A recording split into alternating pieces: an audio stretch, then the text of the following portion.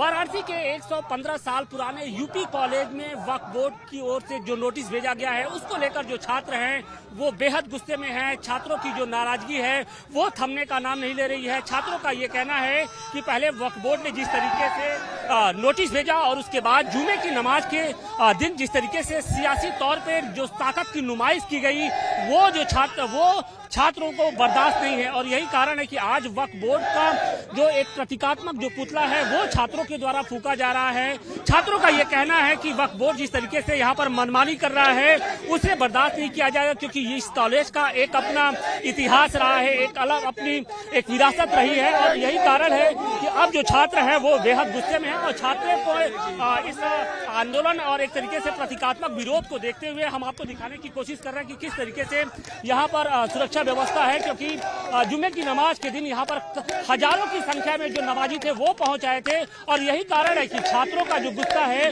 वो अब धीरे धीरे सातवें आसमान पर पहुंच गया है। छात्रों का ये कहना है कि जो नमाजियों की संख्या है उसे सीमित की जाए और इसके अलावा वक्फ बोर्ड की ओर से जो बात कही जा रही है उसका भी हमारे साथ विवेकानंद भाई, पुतला फूका गया है, किस बात का लेकर विरोध है? देखिए, वक्फ बोर्ड जो मनमानी कर रही है और वक्फ बोर्ड के ऊपर कोई कार्रवाई नहीं हो रहा है पुलिस प्रशासन की ओर से, इसलिए हम लोग दुखी होकर आज छात्र आंदोलन कर रहे हैं, पुतला फूक रहे हैं। आने वाले समय में छात्र मानने वाले नहीं हैं।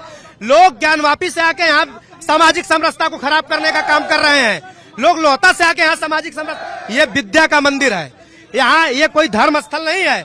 और मुसलमान कुरान में लिखा है कि जो जगह विवादित है वहाँ पांच समय की नमाज अदा नहीं होती है, लेकिन ये लोग विवादित स्थान पे लोहता से। इस बात क्या है कि जुमे को हमने देखा है कि जहाँ पर सीमित संख्या में 10-5 लोग आते थे, उस दिन हजारों की संख्या, इसके पीछे कौन है? भाई, इनके पास कोई पेपर नहीं है सर। इसके बाद भी पुलिस प्रशासन उनका संरक्षण कर रही है। हम तो चाहते हैं उनका आधार कार्ड चेक हो, और यदि शुक्रवार को आधार कार्ड चेक नहीं हुआ तो हम लोग खड़े होकर सारे छात्र नेता, पुलिस यदि नाकाम रहती है तो हम लोग गेट पे खड़ा होकर आधार कार्ड चेक करने का काम करेंगे। और फ्राइडे को हम लोग किसी को इसमें घुसने नहीं देंगे जब तक कि जिला प्रशासन से कुछ अनुमति न मिल जाए।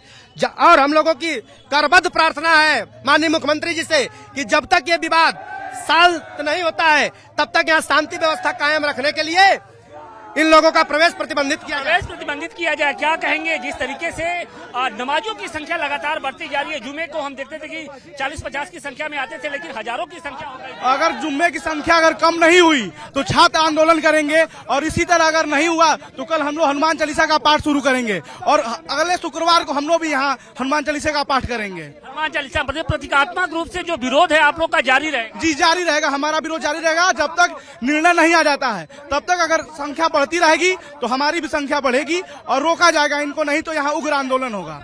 आंदोलन का तो छात्रों का जो रुख है वो स्पष्ट तौर पे साफ है कि छात्र मानने को तैयार नहीं हैं। छात्रों का ये कहना है कि जिस तरीके से जुमे के दिन जिस 50 की संख्या में पहले नमाजी आते थे, लेकिन उस दिन अचानक से 1000 की संख्या के पार हो गई उनकी।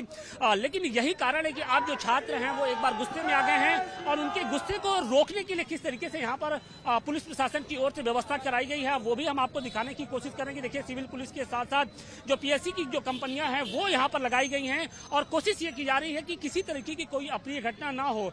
क्योंकि इस वक्त कॉलेज में सेमेस्टर एग्जाम चल रहा है, लिहाजा कॉलेज प्रशासन के सामने भी एक बड़ी जिम्मेदारी है कि परीक्षा को सकुशल संपन्न कराया जाए।